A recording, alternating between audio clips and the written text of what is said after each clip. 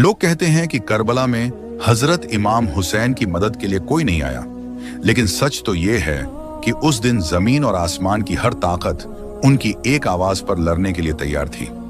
ये वाकया आशूरा के दिन का है। जिन्नात का बादशाह जाफर जिन अपने दरबार में तख्त पर बैठा जश्न मना रहा था। उसे इस बात की खबर ही नहीं थी कि करबला में नबी के घराने पर क्या बीत रही है।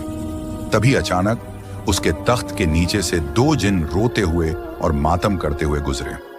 जाफर ने उन्हें रोका और पूछा, अरे आज तो खुशी का दिन है, तुम लोग क्यों रो रहे हो? उन जिन्नात ने रोते हुए जवाब दिया, ऐ बादशाह, आपको खबर नहीं, अभी हमारा गुजर यानी करबला की जमीन से हुआ। वहां हमने देखा कि रसूल अल्लाह के प्यारे नवासे हुसैन इब्ने अली खून में लथपथ हैं। उन पर तीरों की बारिश हो रही है और वो सजदे में हैं। ये सुनते ही जाफर जिन के पैरों तले से जमीन खिसक गई। उसने फौरन जश्न को रोका, सर से ताज उतार फेंका और जंगी लिबास पहन लिया। उसने अपनी तलवार निकाली और जिन्नात के एक बड़े लश्कर को लेकर हवा से भी तेज रफ्तार में करबला की तरफ दौड़ा। जाफर कहता है, जब मैं करबला की फिजाओं में पहुंचा तो मैंने एक अजीब मंजर देखा।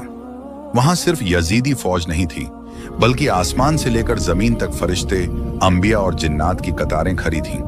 वो सब अपनी बारी का इंतजार कर रहे थे कि इमाम हुक्म दें तो वो दुश्मनों को खत्म कर दें। भीड़ इतनी थी कि जाफर को रास्ता नहीं मिल रहा था। तभी इमाम हुसैन ने नजर उठाई और पुकारा, जाफर, मेरे पास आओ। जाफर जिन रोते हुए इमाम के कदमों में गिर गया और अर्ज की, आका, मेरे पास जिन्नात की बहुत बड़ी फौज है, मुझे इजाजत दें, मैं पलक झपकते ही इन यजीदियों को राख कर दूंगा, इनका नामो निशान मिटा दूंगा। मगर इमाम हुसैन ने बड़े ही सुकून से फरमाया, नहीं जाफर, रुक जाओ।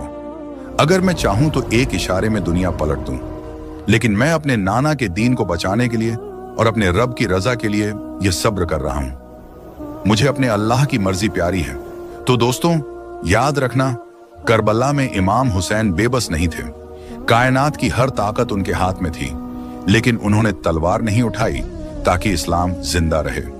करबला का यह मंजर बताता है कि जीत हथियार की नहीं बल्कि सब्र की होती है। अगर आपके दिल में भी इमाम हुसैन के लिए मोहब्बत है तो कमेंट में या हुसैन जरूर लिखें, और ऐसे ही इस्लामिक वाकयात के लिए चैनल को अभी सब्सक्राइब करें।